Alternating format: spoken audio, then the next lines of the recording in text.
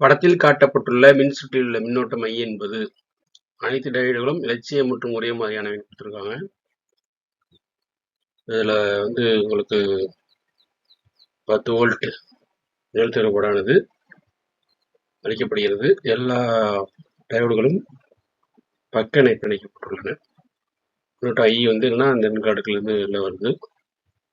அப்போ இதுக்கு தனியாக அப்படியே பிரியும். இந்த மின்னோட்டம் மொத்த மின்னோட்டம் I ஆனது அந்தந்த டையோடுகள் மற்றும் இந்த மின்திரை மதிப்பு அது மாதிரி பிரியும்.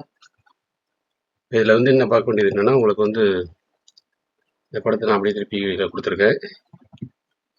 இது முன்னோக்கு சார்பு பெற்றுள்ள சந்தி டையோடுகள்னு பார்த்தோம் அப்படின்னா இங்கே என்னன்னா உங்களுக்கு இது ப்ளஸ் இருக்கு, இங்கே மைனஸ்.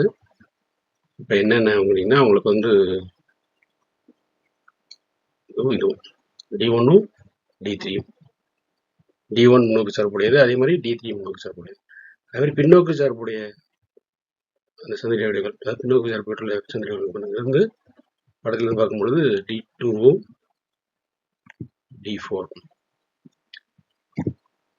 இப்போ அதனால என்னன்னா உங்களுக்கு முன்னோக்கு சார்பு உடையது அப்படின்னா உங்களுக்கு இந்த துளைய மின்னோட்டம் பாயும்.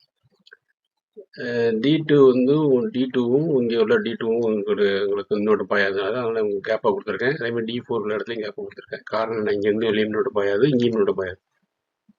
ஓகேவா? இது வெளியே மின்னோட்டம் பாயாது, வெளியே மின்னோட்டம் பாயாது. திறந்த சுற்று, இது முடிய சுற்றாயிருக்கும். அப்போ இது 4 ஓம் 2 ஓம் தான் கணக்கில் எடுத்துக்கிற மாதிரி இருக்கும். அப்போ 2 பக்கலையும் இருக்கா, அப்போ 4 × 2/4 + 2. 2 மின்திரை பக்கலையும் இருந்துச்சுன்னா அவரோட தொகுதி மின்திரை என்னது ஈஸி ஃபார்முலா போட்டுடலாம். மேலே பெருக்கப்படல, கீழே போடுது. மேலே 4 × 2 8, கீழே 4 + 2 6.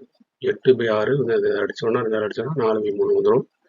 அப்போ மின்னோட்டம் I காண்பிச்சிடலாம். Iங்கிறது V/R equivalent. இந்த தொகுதி மின்திரை நோட்ஸ் தான். இப்போ V 10 அடுக்கோட கிடைக்கக்கூடிய இந்த V மதிப்பு R ஈக்குவலண்ட் 4/3 கண்டுபிடிச்சிடலாம். இப்போ 4/3 கீழே இருக்குது, மேலே 10 இருக்குது. 3 மேலே போகும்போது 30/4 வரும்.